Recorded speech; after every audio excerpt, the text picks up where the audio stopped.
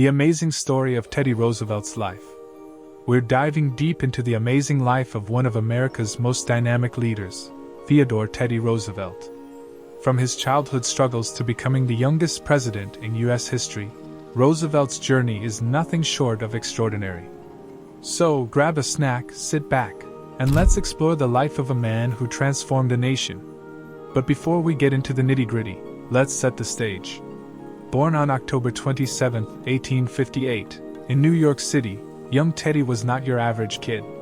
Picture a frail boy, bespectacled, who battled asthma and struggled to keep up with his peers. He was often teased and faced daunting health challenges. Yet, against all odds, he would grow into a larger-than-life figure. How did he do it? Let's find out. Childhood and early influences. Growing up in a wealthy family, Teddy's childhood was filled with both privilege and challenges. His father, Theodore Sr., was a successful businessman known for his compassion, often helping the less fortunate. He taught Teddy the value of hard work and perseverance, instilling in him a belief that one should always strive to be better. His mother, Martha, was a strong-willed woman who nurtured Teddy's intellectual curiosity, encouraging him to explore new ideas and subjects. She often hosted gatherings where intellectuals and artists would discuss literature and science, exposing Teddy to a world of thought and creativity.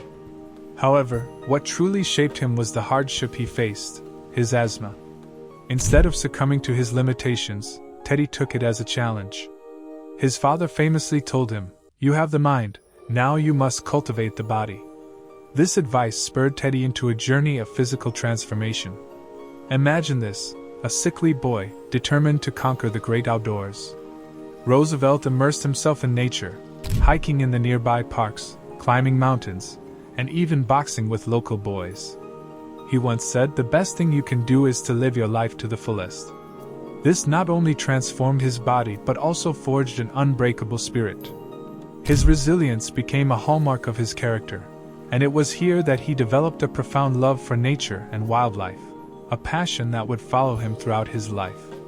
As a young boy, Teddy kept a detailed journal of his observations of nature, reflecting a mind always curious and eager to learn. He wrote about everything from the migratory patterns of birds to the geology of the mountains. Remember this quote, because it encapsulates the essence of Teddy's approach to life: "Believe you can and you're halfway there." This mantra not only inspired him but also influenced his presidency, where he championed conservation and the establishment of national parks. Teddy was also a voracious reader. His love for books was kindled by his mother, who encouraged him to explore different worlds through literature. By the age of 12, he was reading everything from Shakespeare to the works of naturalists like John Burroughs and Ralph Waldo Emerson. This intellectual curiosity laid the groundwork for his later achievements, shaping him into a well-rounded thinker and leader. Education and early career. Fast forward to 1876, Teddy is off to Harvard University, a prestigious institution where he thrived. He was an excellent student, graduating with honors, but more importantly, he was a charismatic leader. At Harvard, he served as the president of the Natural History Society, where he organized field trips and lectures, fueling his passion for the outdoors and natural sciences.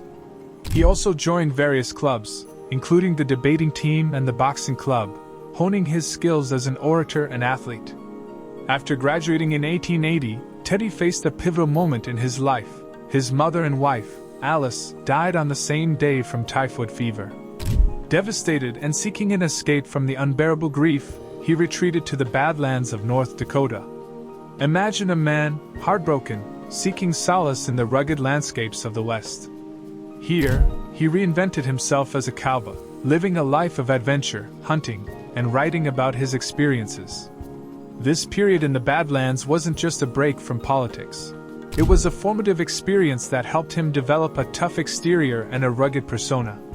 Roosevelt wrote several books about his time there, detailing the beauty of the American landscape and the challenges of frontier life. He often spoke of the importance of hard work and courage, which would later become central themes in his political career. Teddy's political journey began in 1886 when he ran for mayor of New York City. Although he lost, he caught the attention of the political elite, who saw his potential as a reformer. Soon, he was appointed as the Assistant Secretary of the Navy. Little did he know that a war was on the horizon that would propel him into the spotlight. His energy and enthusiasm were infectious. He was a man of action, and his ability to connect with the public became a defining trait. His motto? Speak softly and carry a big stick. This philosophy guided his every move, emphasizing the need for diplomacy backed by the strength of military power. It reflected his belief that true leadership required a blend of strength and tact, a balance he would carry into his presidency. The Spanish-American War. In 1898, the U.S. declared war on Spain, and Teddy, always seeking action, resigned from his post. He formed the Rough Riders, a diverse cavalry unit made up of cowboys, college athletes, and adventurers, representing the melting pot of America. Their charge up San Juan Hill became legendary, a symbol of bravery and valor. Think of it, a man who once struggled to breathe now leading a charge into battle. Roosevelt's bravery and leadership during this pivotal moment earned him fame and respect across the nation. Upon returning home, he was celebrated as a hero, his story captivating the American public. The country was enchanted by the tale of a once-ill boy turned war hero. The media dubbed him the hero of San Juan Hill, and his charisma caught the eye of political strategists who recognized the potential of this larger-than-life figure. Roosevelt's image was crafted as a rugged, fearless leader, appealing to the American spirit of adventure and tenacity. This newfound fame would catapult him into the governor's office in New York, where he implemented progressive reforms, including fighting corruption and advocating for labor rights. He soon became the vice president, and his dynamic persona and progressive ideals were exactly what the Republican Party needed during a time of political upheaval. The presidency. In 1901, following the assassination of President McKinley, Roosevelt became the youngest president in history at the age of 42. He faced a nation rife with challenges: economic disparity, corporate monopolies, and labor unrest. And he was ready to tackle them head-on with a vision for a fairer America. Teddy was a reformer at heart. He introduced the Square Deal, focusing on consumer protection, environmental conservation, and regulating big businesses. He understood that the American dream was at risk, and he fought tirelessly to protect it for the average citizen. His famous phrase, "The welfare of each of us is dependent fundamentally upon the welfare of all of us," captures his belief in a just society. He was not afraid to take on powerful corporations, earning him a reputation as a trust buster. His administration prosecuted monopolies, including the Northern Securities Company, which was a landmark case that reshaped the business landscape and established the principle that the government could intervene against corporate wrongdoing. This bold action sent a clear message: no one was above the law. And let's not forget his passion for nature. Roosevelt was a pioneer of the conservation movement. He established the National Park Service, creating 5 national parks and 18 national monuments. He once said, "There can be no greater issue than that of conservation in this country." His vision ensured that America's natural treasures would be preserved for future generations, inspiring countless individuals to appreciate and protect the environment. During his presidency, Roosevelt also focused on social issues, advocating for labor rights and negotiating peace during the coal strike of 1902, which was unprecedented. His willingness to engage with labor leaders and business owners marked a significant shift in how the federal government interacted with these groups. Legacy and impact. Teddy Roosevelt left an indelible mark on America, and his commitment to progressive reform, environmental conservation, and foreign policy shaped the 20th century.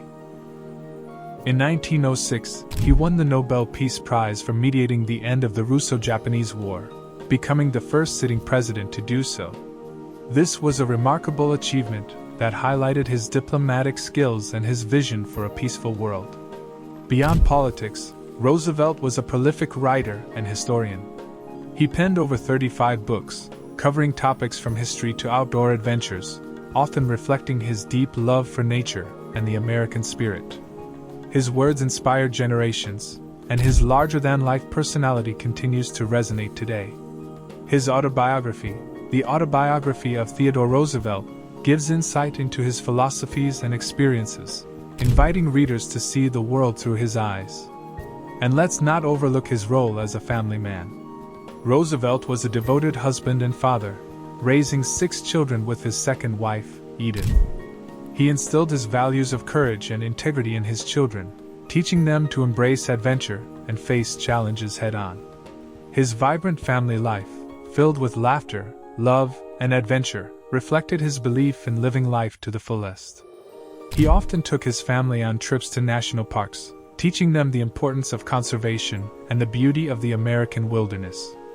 As we look back on Teddy Roosevelt's life, we see a man who transformed adversity into strength, who championed the rights of all Americans, and who left a legacy of conservation and reform.